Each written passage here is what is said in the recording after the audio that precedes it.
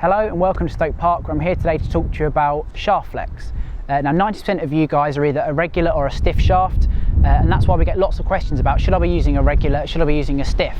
We also get people asking us, should I have the same thing in my irons as I do my woods? So I'm going to try and answer a few of those quick questions in this video. The most important thing that will give you a clue is your ball flight. Now if you're hitting the ball a bit high and a bit left, you're probably using a shaft that's too light or that's a bit too whippy, a bit regular for your swing speed. And that's just because you're sort of getting through the ball quicker than you'd like to, you're closing the face and it's just launching it a bit left. So if that's the case, you want to consider something a bit heavier or a bit stiffer.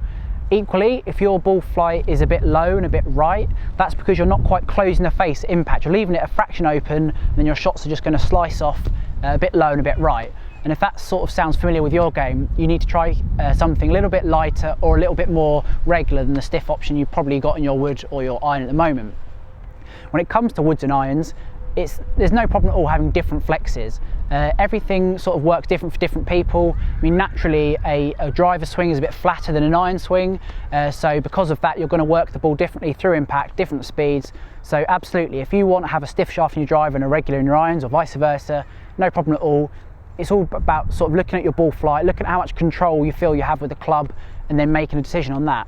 If you want some advice, you should go to your local professional or fitter. They'll probably be able to get you on a launch monitor, testing out various shafts, and you can look with your eyesight at the ball flight and you can look at the data on the machine and decide, maybe I should make a change, this is going to give me more control, more distance, and basically just generally help your game.